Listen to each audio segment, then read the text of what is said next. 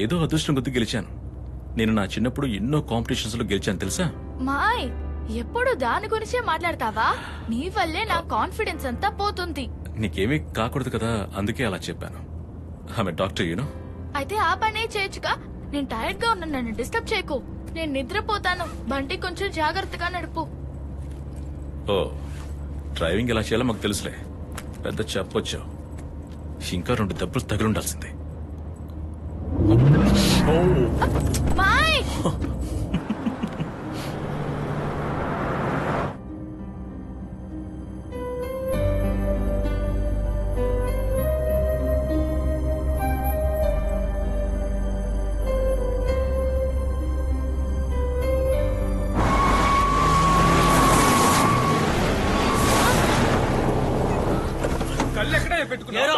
కళ్ళు నెత్తిన పెట్టుకుని బండి తోలుతున్నావా? చంపాలనేదే మీ ఉద్దేశమా? వచ్చి చంపొచ్చు కదా. మీలాంటి వాళ్ళు చేసిన తప్పు వచ్చి మా తలకు చుట్టుకుంటోంది. మీలాంటి వాళ్ళకి లైసెన్స్ ఇచ్చాడు చూడు, అనాలి ముందు. వాళ్ళ మిస్టేక్ అది. మైక్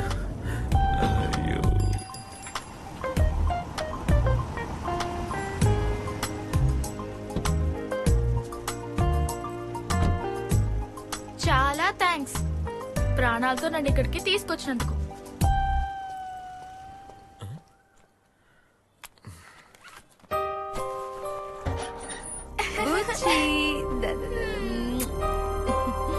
వెళ్ళు.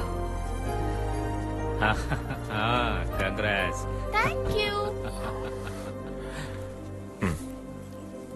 లోపలికి రావచ్చుగా. పర్లేదులేండి. ఎందుకు అలా ప్రవర్తిస్తున్నావు? ఇక్కడ నీకు కాని వాళ్ళు ఎవరున్నారు?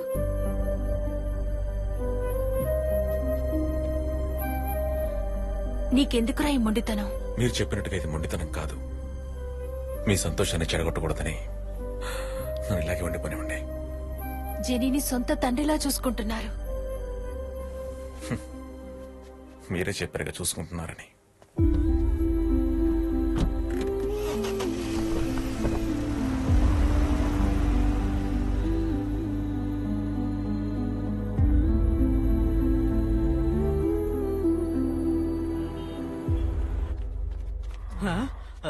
మావా, ఏయ్ నువ్వు డాక్టర్వేనా? నేను చూస్తూనే ఉన్నాను. కిరాణా కొట్టు ఓనర్లా లిస్టు రాస్తూనే ఉన్నావు. ముందు పేషెంట్ కి ఎటు చూడవయ్యా. మీరెవరు? నేను ఎవరో చెప్తేనే చూస్తావా? వీణెవరు లోపలికి రాచ్చారు? నాకెవ్వరు పర్మిషన్ అక్కర్లేదు గాని ముందు మా మామకి ఎలా ఉందో చూడు. అన్నా, ఆయనకి శ్వాస సమస్య, అందుకే ఆక్సిజన్ పెట్టాం. మీరు కాస్త బయటకు వెళ్ళండి. ఏమా, ఇక్కడ చదువుకున్న డాక్టర్లు ఇంకెవరూ లేరా? మా మామని పరలోకానికి పంపించేలా ఉన్నాడే వీడు. బయటికి వెళ్ళవా? నేను డాక్టర్ నండి. అలాగా, అయితే నువ్వు వెళ్ళు. వెళ్తానులే. నా రెండో పెళ్ళానికి తోడబుట్టినోడు ఎవడైనా ఉన్నాడంటే అది మా మామ ఒక్కడే. తనకేమీ కాకూడదు. నేను చెప్పింది కరెక్టే కదా? ఊరికే పడుకోబెట్టకుండా ఎక్స్రే అన్నా ఏదన్నా తీవయ్యా. ఏంటి మామ పిలిచావు? ఏంటి విషయం? మర్యాదగా నువ్వు ఇక్కడి నుంచి బయటకు వెళ్ళిపో.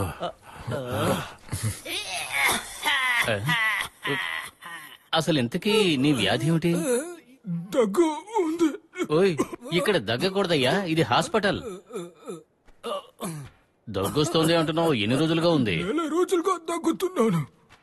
అన్ని రోజుల నుంచి ఉన్నప్పుడు ముందే ఇక్కడికి రావచ్చు కదయ్యా. సరే, ఇంకా ప్రాబ్లం ఏంటో చెప్పు. నడుస్తున్నప్పుడు కాలు నొప్పిగా ఉంది. ఎంఆర్ఐ తీద్దాం సార్. అలాగే తీయండి. మైకేల్, ఇలా రా. నీకు రాను రాను రెస్పాన్సిబిలిటీ తగ్గిపోతుందయ్యా.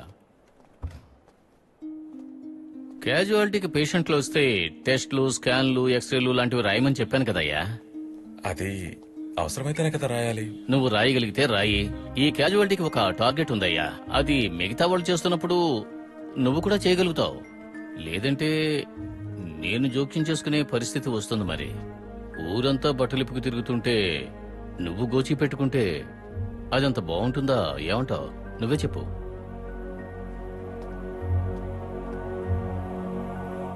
Push start. 1 2 3. ఒక కరాటే వీరుడు, కళాకారుడు లాంటి వాడు. వాడు ప్రత్యర్థి యొక్క శరీరాన్నే కాదు, మనస్సుని ఓడించాలి. వినుంటారు కదా, జాకీ చాన్. బ్రూస్లీ, జెట్లీ, టోనీజా, యావేక్. మీరు నిజంగా చాలా అదృష్టవంతులు. అందుకే నాలాంటి కోచ్ మీకు దక్కాడు. ఒక స్పోర్ట్స్ మ్యాన్ అవ్వడం వల్ల మీరు డబ్బు సంపాదించగలరు, మంచి పేరు సంపాదించగలరు, అభినందనలు కూడా దక్కుతాయి. దానికి మార్గం ఏంటన్నది నాకు మాత్రం తెలుసు కాబట్టే మిగతా కోచుల కన్నా నేను ప్రత్యేకంగా ఉంటున్నా. అన్ని తెలిసిన అన్నయ్యకి ఏం దొరకలేదే. అన్నయ్య సార్ స్టార్ట్ చేయండి. 1 2. దేనికన్నా ఒక లిమిట్ ఉంటుంది. చెయ్యి విరిగే వరకు నేర్పిస్తారా? ఊళ్ళో ఉన్న వాళ్ళందరూ ఇలాగే ప్రాక్టీస్ ఇస్తున్నారా? లేదు, అలాగంతా ఏం లేదండి. ప్రాక్టీస్ అప్పుడు చిన్న తప్పు జరిగిపోయింది. జెరాల్డ్ కావాలని చేశాడు. తనే నా మీద కోప్పడి కిందకి నెట్టేశాడు. ఎవరండి ఆ జెరాల్డ్?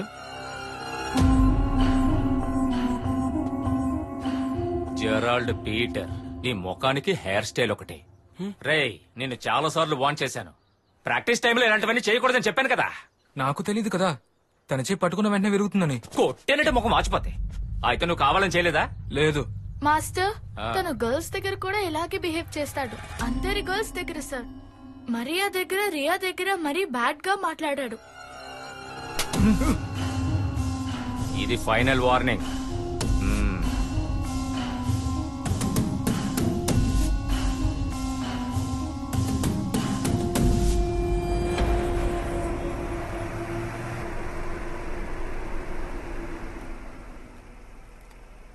జెనీ, ఇంటికి ఎప్పుడు వస్తావు?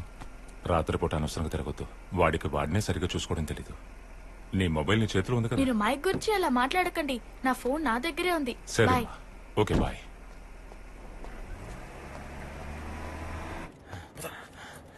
నిన్ను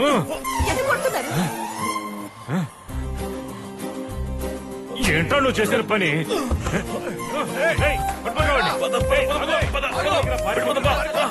ఏమైంది? ఏమైంది? మైక్ చెప్పు. వాడిని వదిలిపెట్టకూడదు. రండి, రండి. ఈ రోజు వాడు అంతు తేల్చాలి. రా, రా, రా, రా.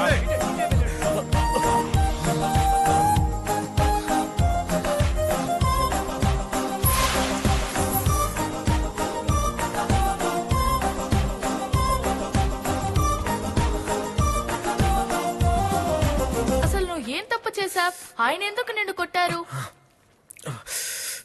ఒక రాజకీయ నాయకుడికి యాక్సిడెంట్ అయి వచ్చాడు. ఒకే ఒక ఇంజెక్షన్ వేశాను, తను అవుట్. ఇంజెక్షనా? అయ్యో, ఇంజెక్షన్ మంచిదే. క్యాజువాలిటీలో అప్పుడప్పుడు ఇలా జరుగుతుంటుంది. కొంతమంది పేషెంట్స్ తో ఉండే బంధువులకి డాక్టర్ని కొడితేనే తృప్తిగా ఉంటుంది. పైగా వాళ్ళు రాజకీయ నాయకులు.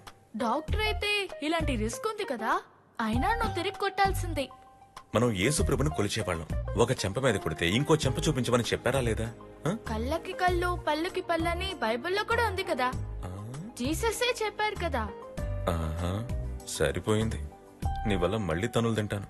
అయినా తన్నులు తిని దాక్కుని కూర్చోవడం అసహ్యంగా లేదా? వాళ్ళందరూ వెళ్ళిపోయారు. చాలా మంచిది. ఎందుకు ఇలా చేస్తున్నారు? ఏం చేశాను? డాక్టర్ ఒక్కరే కదా, నేను చూసుకుంటాను.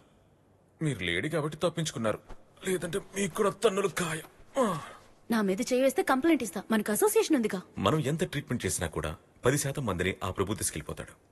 అందులో 3% మంది పేషెంట్స్ బంధువులు డాక్టర్ను కొట్టి గానీ వాళ్ళ ఇంటికి వెళ్ళరు. మైకేల్, మరి మన విషయం?